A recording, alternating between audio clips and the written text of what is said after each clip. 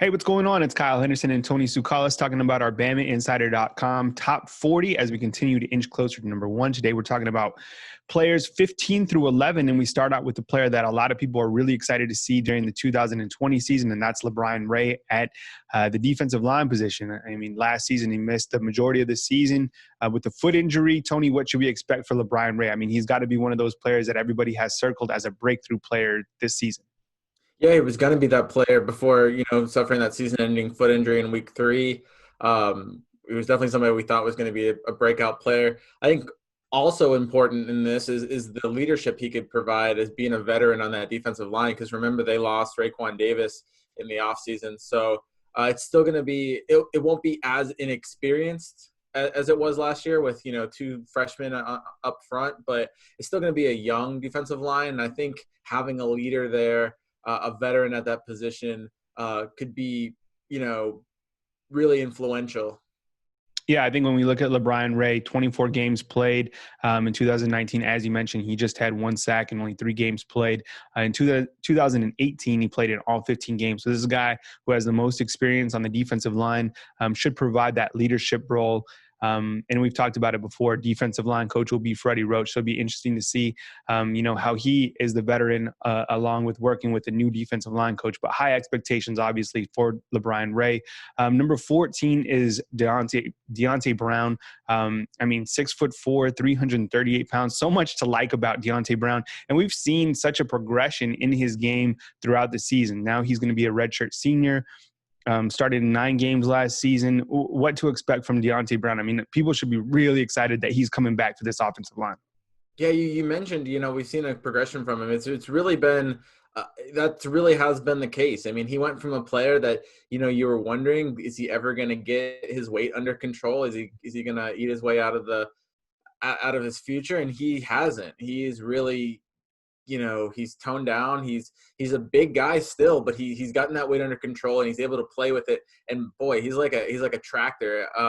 They call him cornbread, but then I also wrote a story last year about his old high school coach called him Diesel, and he's just gonna that kind of guy that's just gonna mow you down.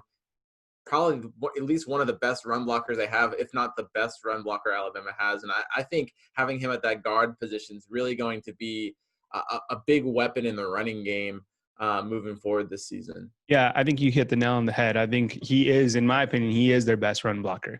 And I think with the guard positions that Alabama has, depending who plays the other guard position, whether that's Emil Ekiyor or Landon Dickerson, I mean, either of those two, Alabama could just run right up the middle of the field with Najee Harris, who's a big bruising back, and be successful. I think Deonte Brown plays a pivotal role in this year's offensive line. So big things expected for him.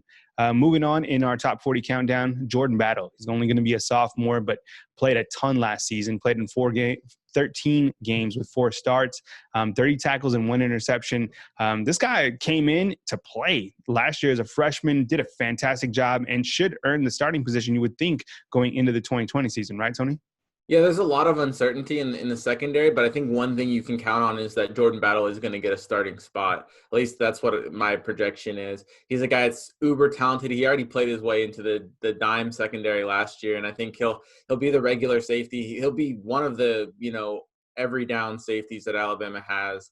I don't know necessarily who's going to be lining up beside him, but I think he's going to be kind of the I don't want to say maybe the leader of the safety unit. I think Patrick Surtain's going to really lead that unit in the secondary, but Jordan Battle should provide a lot of stability to the back end of that unit, which, let's face it, it's replacing 4 starters. Mm-hmm. Gonna need, it's gonna need somebody that they can count on. So I really think that's what makes Jordan Battle so important for this unit, is he's already kind of proven that he can do it at this level. Yeah, and I think when you look at Jordan Battle, and we talked about this player earlier, Ali Cajo, being just opportunistic, I think that's the type of player that Jordan Battle is as well. He seems to always be at the right place at the right time, and that's a sign of a good football player. So Jordan Battle coming back, certainly a positive for the secondary. As we continue to move down in our BamaInsider.com top 40, Evan Neal, at the number 12 spot. I mean, I've talked about it again and again. I mean, this guy will be playing on Sundays, 6'7", 360 pounds, started all games last year, playing out of position at the guard spot. You would think he'd move to the tackle position. What to expect from Evan Neal, Tony? Yeah, so yeah, the expectation is that he's going to move over to right tackle from left guard, and that can be a difficult switch at the next level. But it's something that we basically saw Alex Leatherwood do with a lot of effectiveness. So there's no, I don't know, there shouldn't be much worry that Evan Neal could switch over to that tackle position. You mentioned his size; it kind of projects better for tackle, and that's the position he played, growing up and in high school. If he's able to lock down that right tackle position, then you have Alex Leatherwood and Evan Neal, two big and future NFL players, bookending, an offensive line that I expect to be one of the best in the nation. And I think he's going to be really important, not only in the running game like Deonte Brown, but also, keeping either Mac Jones or Bryce Young on his feet. And I think that's going to be really important as well. So, I fully expect him to handle that move to tackle with relative ease, and that makes him a really important part of this offensive line. Yeah, I think when you look at a player like Evan Neal, and what really impresses me is he came in and, obviously he's been a 5-star. He has high expectations. All these guys do. But his athleticism for his size just really is amazing to me. Seeing the way that he can bend his hips, get in and out of blocks. I mean, he just did such a fantastic job during his freshman season, during the 2019 year.